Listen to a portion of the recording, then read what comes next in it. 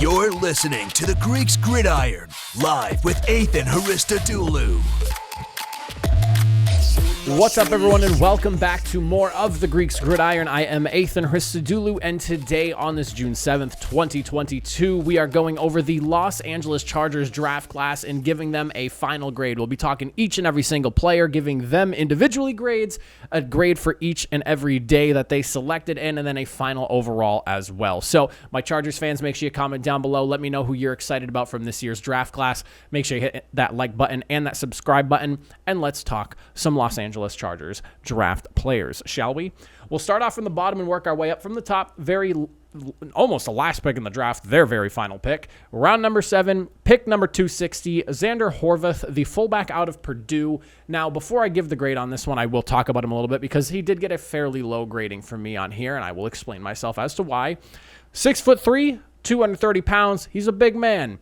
I'm curious to see how the Chargers go about incorporating him into the offense because he's been labeled as, a power back type of guy. He's not going to make people miss with those sexy moves and things like that. He is a power, run through the defender type of guy. He does come with some adequate pass protection potential, so there is a solid reason for why you may want to bring him in.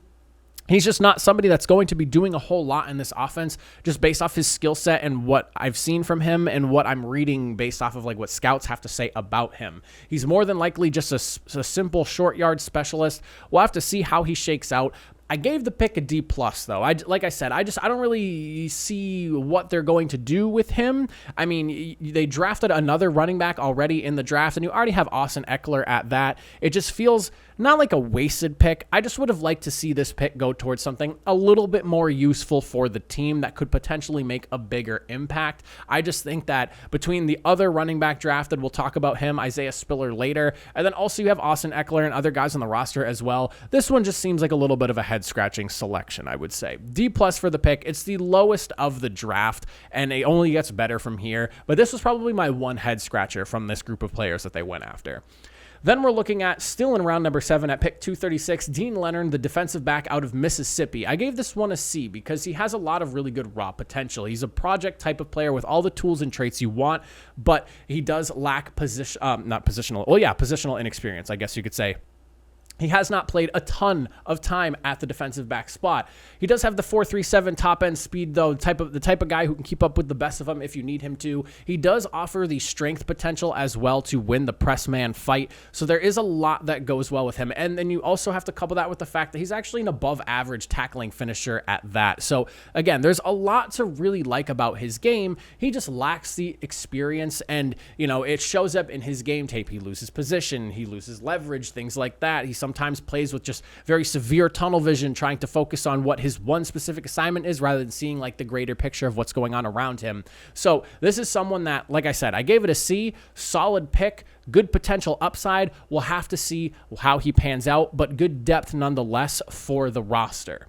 Then we're looking at another defensive back, and this one is Jazier Taylor out of Wake Forest. I gave this one a C+ because in round 6 at pick 214, you're getting a guy who has some good potential, a little bit smaller at being only 5'11", 188 pounds. He does have a tendency to get caught holding because he does get beat on moves at time, and he tries to make up for it, but he's a kick return threat. He's a really good athlete, and he's willing to come off the edge as a run defender at that. Really good ball awareness. If you watch some of his tape, there's one play that specifically stuck out to me where the ball just kind of popped up in the air right on the edge of the sideline, and he was able to identify the football, put his feet where they needed to be, and also make the catch right at the edge of the line. So he was inbounds, turnover forced, play complete. I liked it. It showed really good ball awareness, and that's something that scouts praise him for. I like what he brings to the table. Again, another solid, I almost said specialist there, another solid selection for the team and a good depth piece at that. I would say that Jazier Taylor and Dean Leonard, they might not end up being like legit number 1 guys because, again, one's a project, the other one's a little bit smaller, but these are like solid number 3 and 4 cornerbacks, guys that, they can play behind the starting players. They don't have to be the number 1 guys. They are solid guys to grow and learn behind your main guys that are playing in that secondary and their opportunities to come in through rotations. Then we're looking at offensive lineman Jamari Sailor out of Georgia, 6'3", 321 pounds, big dude with 33 and 5/8 inch arms, has taken snaps at all 5 positions on the offensive line. I gave this selection a B because when you're looking in those like later rounds, like 5, 6, 7, you're trying to find guys that can do a lot for you. And Salyer, I'm probably pronouncing that wrong. I really hope I'm saying that. Salyer. I keep saying Sailor. Salyer, Salyer. He brings that experience. He's played at every single spot on the offensive line. This is someone that, again, probably not starting day one. However, if somebody goes down or if somebody needs to be taken out for whatever reason, this is someone who has been there and done that in every single spot and is like that perfect 6th or 7th offensive lineman that you can rely on there to plug and go when necessary. Again, really good size, brings a lot to the table. He might not necessarily have like the best leverage as a run blocking guard that I was reading about here, and athletic rushers do tend to find some success against him because he's not necessarily the best athlete per se at the position, but overall in round number 6, a good selection there. Gave it a B. I like the depth. I like the quality of versatility that he brings to the team. Good selection overall. Then we're looking at, in round number 5 at pick 160, Otito Ogbonnia, the defensive tackle out of UCLA. I gave this one a C+. He's a big man to be going up in the middle there. 6'4", 324 pounds, possesses adequate bull rushing potential. You could see in some of his game tape, he really powers through some of these interior offensive linemen, and it seems that scouts believe he will be able to translate that to the NFL as well with the way he does get good leverage doing those type of bull rushing moves. He also has really good length and strength to set the edge and spill the run. I really like what he brings to the table for the team. A very solid selection. Like I said, I gave it a C+. In round number 5, good depth. He does not have to be a day one guy, but someone who I think could make a solid impact as a rotational player fairly early on. He does only have a single season as a full-time starter, which is like why I said he's not going to be a guy who's making a massive impact, but as a rotational piece, someone who's going to have time to learn behind some really good D linemen that they have over there in Los Angeles. I like what he brings to the table.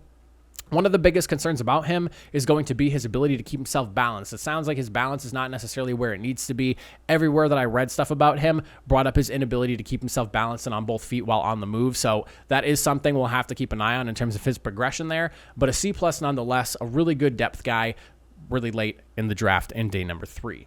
And then the final day 3 selection in round 4, pick number 123, we are looking at running back Isaiah Spiller out of Texas A&M. I gave this one a B as well because this is a really good selection to bring in behind your lead running back in Austin Eckler. He makes tacklers miss. He breaks off would-be tacklers. I mean, he runs through guys fairly well. He finds the hole really well. He's a strong lateral acceleration type of running back who can take plays to the outside when necessary on those stretch run plays. He brings a lot of really good positives to his game. And like I said, he does not need to be lead back potential. This is someone who needs to be able to come in, spell, and relieve a running back in Austin Eckler, who is phenomenal at what he does. Now, there are some concerns because his tape from 2020 is better than what 2021 was. And, did he take a step back, I guess, is the question that's being asked there. But from what I saw from some of his 2021 tape, he looked really good. And like I said, when I was watching this guy, I'm thinking, okay, this is a reliever. This is a number 2 guy at the running back spot.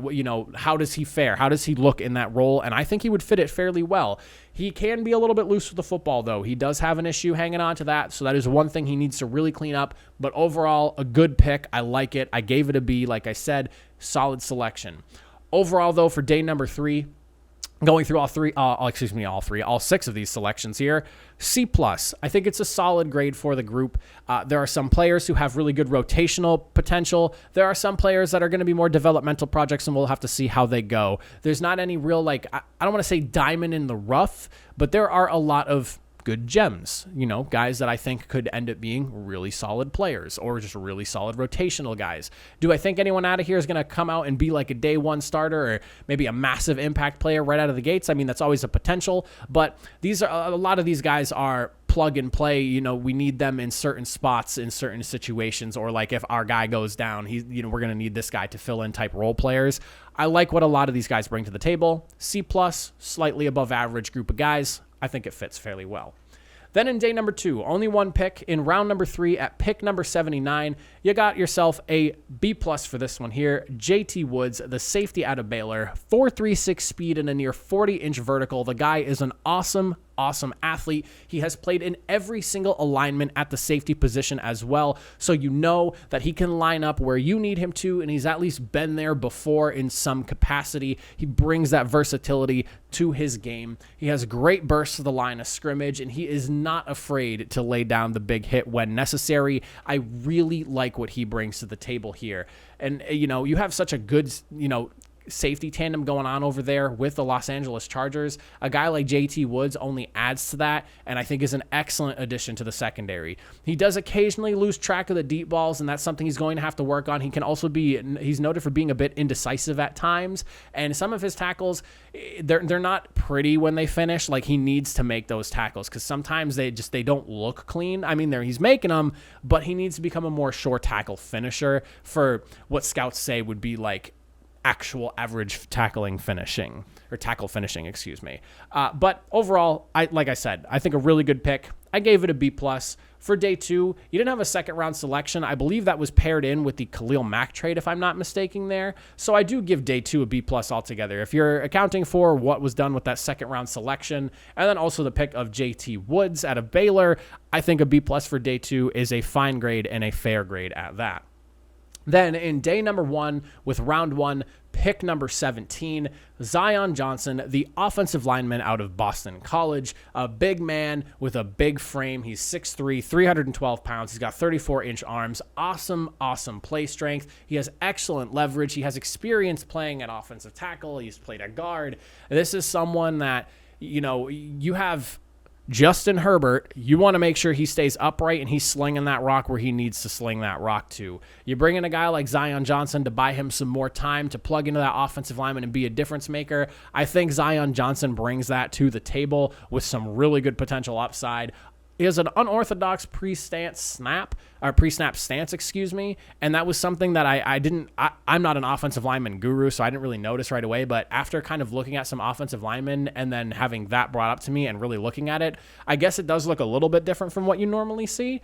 So that is something that I guess scouts just don't like. They're nitpicking. They don't like. They would like him to have a more orthodox type of pre-snap stance. And he also does occasionally struggle dealing with blitzers, so that'll be something we'll have to see if that kind of translates into the NFL as well. Something he's definitely going to have to work on, identifying who the guys are that are coming at him and who are not coming at him and who are pretending to not come at him but are coming at him, that type of stuff. But overall, I mean, Zion Johnson, it might not be a sexy pick in round number 1, but I'm a big offensive lineman guy, and when you're going to protect a quarterback as good as Justin Herbert with a selection here at pick number 17, you get an A from me. I'm a big O-line guy. I really like this selection here, and I think they did a good job. So with day 1, you're getting an A for that pick. Overall, for my final grade, when I look at this Chargers draft class, I think it's a really good one. Like I said, when you're looking at day 3, potential upside guys, some development players, and a handful of guys that I think will be strong rotational pieces right out of the gate. No real massive impact guys out of day 3, but guys nonetheless that I think can be difference makers in limited capacities. JT Woods, I think, is going to be an excellent addition to the secondary as he really learns and grows into that role. Like I said, he is lined up at every safety alignment spot. Impact player. I think he's someone that will, he will bode well in that secondary and for that secondary.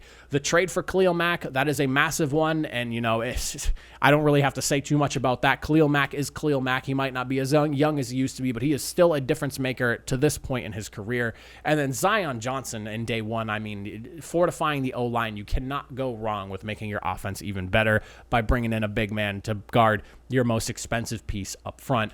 I settled at a B+. I think it's a really good draft class. Really good, rotational guys late. You're bringing in Zion Johnson, who should be a day 1 starter for you. JT Woods, I think, has real impact potential and really good potential upside. I like this group overall. Really good group. B+ is, I think, a very fair and fine grade for what they did. But Chargers fans, let me know what you guys think in the comment section down below. How are you feeling about this draft class here? What do you think about some of these guys? Are you worried about any of them? Do you really like any of them? Please let me know down below. But that's it for me. I appreciate you all for watching. I will catch you guys next time. Have a good one.